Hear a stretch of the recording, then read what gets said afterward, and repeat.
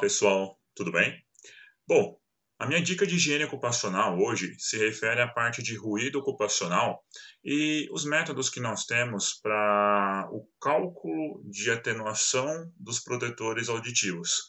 Nós temos um método que é um método simples, que presume que o nível de ruído existente num determinado local, ele não possui diferentes bandas de frequência, ou seja, são frequências únicas. E através disso nós utilizamos um método de subtração, onde o LAVG, o nível médio de ruído, ele pode ser subtraído diretamente pelo NRR-SF, Subject Fit, NRR, nível de redução de ruído, SF, que uma tradução próxima para o português seria subjetivo. E fazendo isso, você consegue obter uma relação direta da atenuação. Porém, esse ruído, considerado como igual para todas as bandas de frequência, ele não é comum, esse ruído rosa. Ele não é algo que seja predominante, principalmente quando você tem diferentes ferramentas, equipamentos e máquinas trabalhando. Porque o mais comum é que nós tenhamos ali diferentes espectros de frequência, não apenas uma frequência única e dominante. Tendo em vista essa questão, nós também temos o método de atenuação acústica detalhada, o método longo, vamos dizer assim, né? Não detalhado, mas essa é uma expressão que eu uso às vezes, mas não está mais correta, tá? Mas seria o método longo.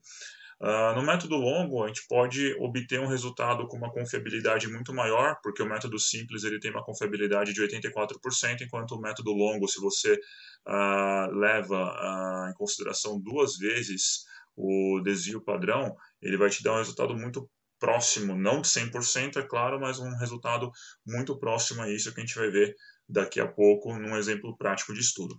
Beleza? Então, para ficar um pouco mais claro isso, e como eu coloco até nos meus documentos, no meu PPRA, bora dar uma olhada aí no exemplo em tela. Então, pessoal, analisando esse exemplo prático que eu extraí de uma parte do meu PPRA, então é um pequeno recorte do que eu elaboro no meu programa, eu sempre avalio a eficácia das medidas de controle. E quando nós pensamos no EPI, isso precisa ser validado. Não é porque o item 15.4.1 da NR15 estabelece que o adicional de insalubridade, por exemplo, pode ser eliminado pelo uso do EPI, que a gente vai simplesmente se basear numa ficha de EPI, por exemplo, para fazer a defesa de um cliente ou da empresa que vocês trabalham. É fundamental que haja uma análise crítica dessa medida de proteção, mesmo sendo a menos eficaz, a gente sabe disso, mas deve haver uma análise crítica e uma avaliação por parte dos profissionais para delimitar se ela realmente está surtindo efeito. Então, quando vocês olham para essa tabela, no caso dos protetores auditivos, vocês vão ver que tem um método simples aqui, onde o nível médio de ruído, que é correspondente ao nível de exposição, ele é subtraído diretamente pelo NRR-SF, nível de redução de ruído subjetivo, dando para vocês um resultado direto. Então, isso daqui é sem problema, não tem segredo algum. Agora, pelo método longo, aplicando o NBR 16077, que inclusive está em revisão, em processo de revisão, tá? Isso é bom deixar claro agora no momento de gravação desse vídeo, mas que ainda vai continuar trabalhando com o método longo, tá? Então, a gente vai ter simplesmente aqui no Brasil o método simples, que é o que eu falei agora, que também está previsto na ANSI S12.6, e o método longo, é o método mais detalhado, que é esse método que vai levar em consideração o ruído por bandas de frequência, de oitavas, né? Então, quando vocês olham um pouco abaixo aqui da tabela, vocês vão ver os resultados da audiodosimetria em bandas de oitava, que basicamente a gente tem os valores aqui que iniciam em 31.5 e que vão até 16 kHz. Entretanto, a nossa aplicabilidade para o cálculo da redução do nível de ruído por bandas de frequência de oitava vai de 125 Hz a 8 kHz. Eu sempre destaco um pouco mais essas últimas três essas últimas três não, essas três frequências aqui de 2, 4 e 8 kHz, porque, na verdade, o nosso sistema auditivo é mais sensível às frequências de 2 a 6 kHz, que equivalem a 2.000 e 6.000 Hz, respectivamente. Então, eu coloco a de 8 junto, porque como está um valor um pouco mais próximo, eu gosto de deixar ela também sinalizada em negrito.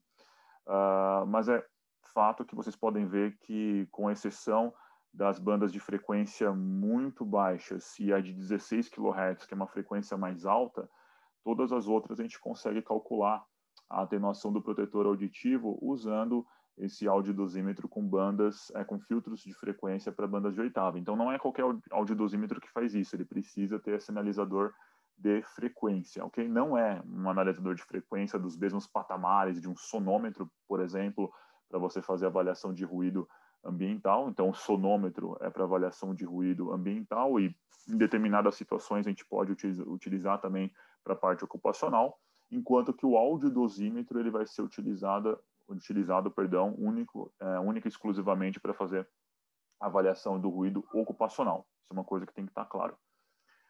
E depois da gente realizar a subtração, vocês podem perceber que para cada valor de frequência que nós temos aqui, nós temos o valor de ruído associado e nós temos um valor que é subtraído, tá? Para cada nível de frequência. Esse valor que é subtraído aqui, ele é determinado levando-se em consideração os dados do EPI. Então, quando você consulta o certificado de aprovação de um protetor auditivo, você vai ter acesso a uma tabela que vai ter a atenuação dos níveis de ruído por bandas de frequência. E para você ter uma alta confiabilidade no seu resultado, você precisa levar em consideração 2 vezes o desvio padrão. Então, o que significa isso? Você vai ter lá que para cada faixa de frequência, o seu protetor auditivo tem uma atenuação X. Só que essa atenuação ela é acompanhada de um desvio padrão. O desvio padrão é só para apontar o quanto aquele valor ele varia em relação à média. Quanto maior o desvio padrão, maior é o desvio que esse valor N apresenta em relação à média. Tá? Então, isso é uma coisa que tem que estar bem cravado para vocês também. E quando a gente usa o método longo, nós levamos em consideração 2 vezes esse desvio padrão. Tá? Então, o que acontece? Vamos supor que você tem um nível de redução de ruído para uma determinada frequência, vamos pegar a frequência de 4 kHz, por exemplo, e você tem lá um nível de redução de ruído de, por exemplo, 20 decibel, para essa faixa de frequência apenas de 4 kHz. E você tem um desvio padrão associado a ela, que é de 3 Hz.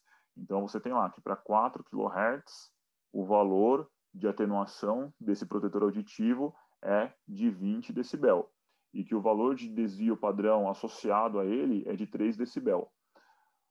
Porém, para você ter 98% de confiança estatística, o valor que você vai subtrair do seu nível de ruído na frequência de 4 kHz não é esse valor de 20 diretamente.